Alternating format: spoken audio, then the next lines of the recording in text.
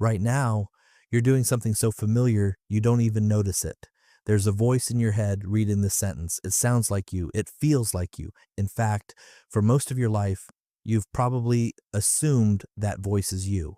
That little narrator running in the background, commenting on everything, replaying conversations, rehearsing what you're going to say next.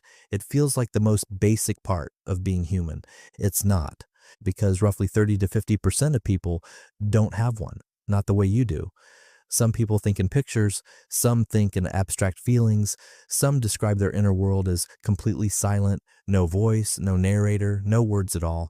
And the strangest part is that most of them had no idea they were different until someone told them. Let's start with what that voice actually is, because it's not just thinking. Thinking can happen without words. You can solve a puzzle, catch a ball, feel uneasy in a dark room, all without a single word passing through your mind. The inner voice is something more specific.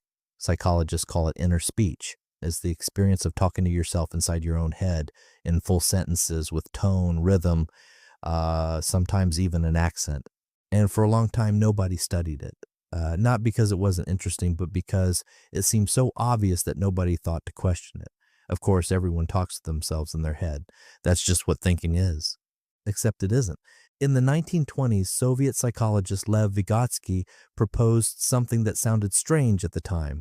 He argued that inner speech doesn't come from inside. It comes from outside. Watch a toddler play, and you'll see it happening in real time. They narrate everything out loud. I'm putting the block here. Now I need the red one. Oops, it fell. This isn't random babbling. Vygotsky called it private speech. The child is literally using language as a tool to guide their own behavior. And then somewhere around age 5 to 7, something shifts. The talking doesn't stop. It goes underground. The child internalizes the voice. The out loud narration becomes the silent stream of words inside your head. So your inner voice isn't something you were born with. It's something you built, word by word, sentence by sentence, from the conversations you had with the people around you. Your inner voice is an echo of every voice that ever spoke to you. But here's where it gets genuinely strange. In 2011, psychologist Russell Hurlburt at the University of Nevada published decades of research using a method he invented called descriptive experience sampling. He gave people a beeper. It went off at random moments throughout the day, and when it beeped, they had to freeze and report exactly what was happening in their mind at that precise instant, not what they thought was happening, not what they assumed, what was actually there. The results were shocking, even to Hurlburt himself. Some people reported rich, fully formed inner speech almost every time the beeper went off. Sentences, dialogue, commentary, exactly what you'd expect. But others reported something completely different. Some experienced their thoughts as images, vivid, detailed pictures with no words attached at all. Some described unsymbolized thinking, a sense of knowing something or meaning something without any words or images to carry it, just a raw, formless intention sitting in their awareness. And some people heard nothing, saw nothing, just a kind of quiet directional pull, like their mind was pointing at something without ever naming it. Hurlburt found that inner speech only accounted for roughly 25% of the average person's thinking. The rest was images, feelings, sensory impressions, and experiences that don't fit neatly into any category at all. A quarter, that voice you thought was the whole show, is barely a supporting actor. But it gets stranger, because not only do people think in wildly different ways, most of them have no idea that anyone thinks differently than they do. Hurlburt described this as one of the most consistent findings in his career. People are genuinely stunned to learn that other minds work differently from theirs. Someone who thinks in vivid images assumes everyone sees pictures in their head.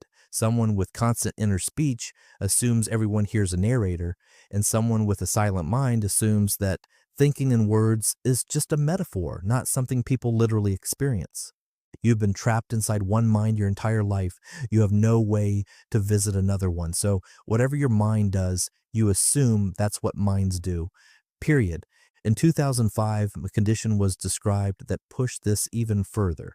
Professor Adam Zeman at the University of Exeter encountered a patient who, after a minor surgical procedure, lost the ability to visualize anything. He could not picture his wife's face. He could not imagine a beach. When he closed his eyes, there was nothing, just darkness. Zeman published the case, and something unexpected happened. People started writing to him, hundreds of them, not because they'd lost the ability to visualize, because they'd never had it. They had lived their entire lives without mental imagery and assumed that phrases like picture this or imagine a sunset were figures of speech, not instructions anyone actually followed. Zeman named the condition aphantasia, and estimates now suggest that roughly 2 to 5% of the population has it. Millions of people walking around in a world of complete mental darkness, thinking that everyone else was in the dark too. Now flip that around.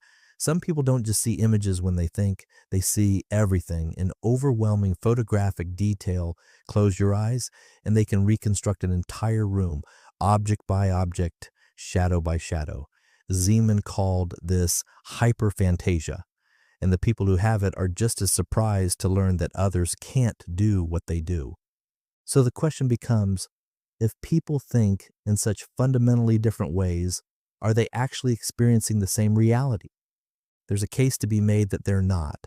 In 2020, a study published in Cortex found that people with aphantasia have weaker emotional responses to frightening scenarios when asked to imagine them. If you tell someone with a vivid mind's eye to picture standing on the edge of a cliff, their heart rate increases, their palms sweat. Their body responds as if the cliff were real.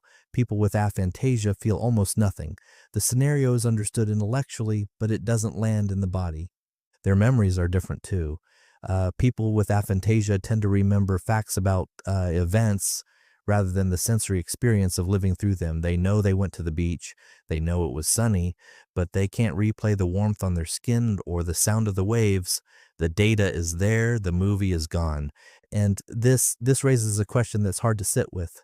If your memories are just facts without sensory replay, if you can't re-experience the moments of your life, are you remembering them at all?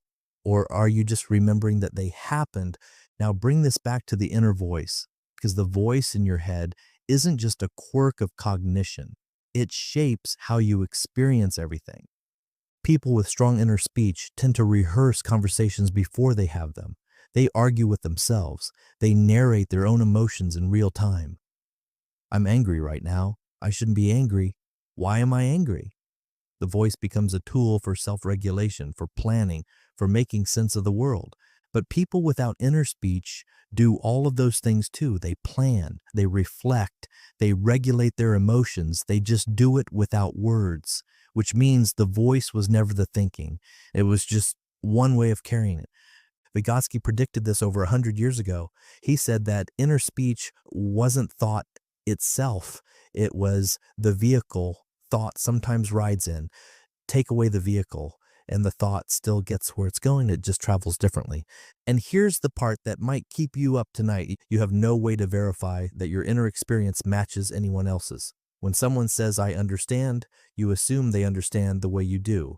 When someone says, I remember, you assume their memory works like yours. When someone says, I think, you assume their thinking feels like your thinking. But it might not. It might not even be close.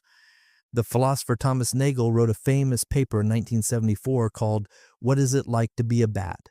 His point wasn't really about bats.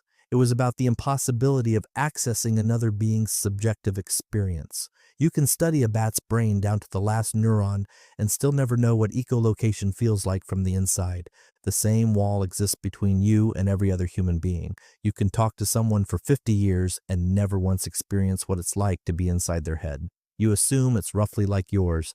But Hurlburt's research, Zeman's research, and everything that's followed suggests that assumption might be one of the biggest blind spots in human experiences. Some people hear a voice, some see a movie, some feel a pull with no name, some experience a silence so complete they didn't know there was supposed to be sound. And every single one of them walks through the same world, uses the same words, and assumes they're talking about the same thing. That voice in your head, the one that's been narrating this whole time, commenting, questioning, maybe even arguing, it feels like the most fundamental part of who you are. But it's not universal, it's not permanent, it's not even something you were born with. It's a habit your brain picked up from the people who raised you, a tool it built from borrowed sounds. And the person sitting next to you right now might be living in a mind so different from yours that if you could step inside it for 10 seconds, you wouldn't recognize thinking at all.